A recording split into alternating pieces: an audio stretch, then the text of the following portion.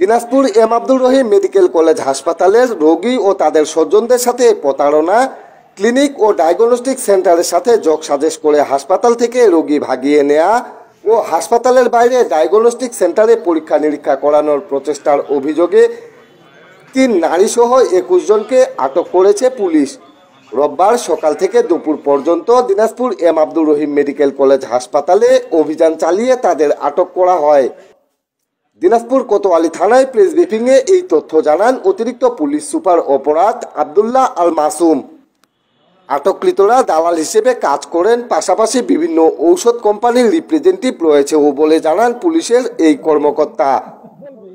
এ সময় অতিরিক্ত police super সদর সার্কেল শেখ জিন্না আল মামুন, কোতোয়ালি থানার ওসি ফরিদ হোসেন, পরিদর্শক তদন্ত মনির হোসেন প্রমুখ উপস্থিত ছিলেন। একটু পরে আগে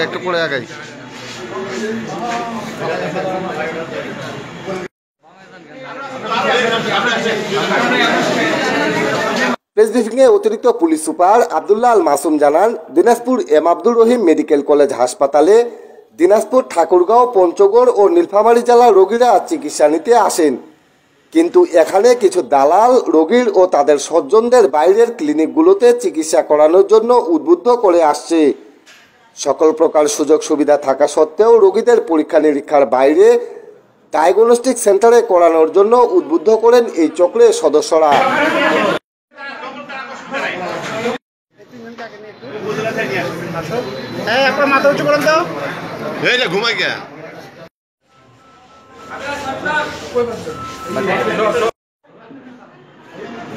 এছাড়াও কিছু ঔষধ কোম্পানির প্রতিনিধি প্রতিনিয়ত হাসপাতালে চিকিৎসা নিতে আসা রোগীদের বিরক্ত করছে। এ ব্যাপারে আমাদের কাছে একাধিক অভিযোগ আসে। পরে গোয়েন্দা তথ্যের ভিত্তিতে হাসপাতালে অভিযান পরিচালনা করে 3 নারীসহ 21 জনকে আটক করা হয়েছে। তিনি আরও বলেন, রোগী ও স্বজনদের প্রতারণা করে অর্থ হাতিয়ে নেন তারা। এই ধরনের দালালদেরকে আটক করে আইনের আওতায় নিয়ে আসার জন্য পুলিশের অভিযান অব্যাহত থাকবে।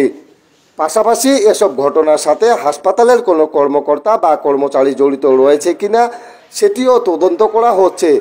তদন্তকালে যাদের নাম বেরিয়ে আসবে তাদের বিরুদ্ধে ব্যবস্থা গ্রহণ করা হবে বলে জানান তিনি।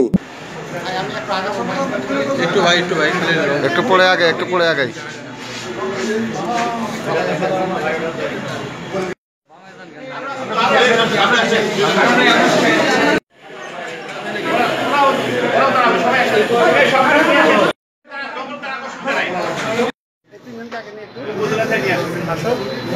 মাথা উঁচু করেন তো, ঘুমাই গিয়া।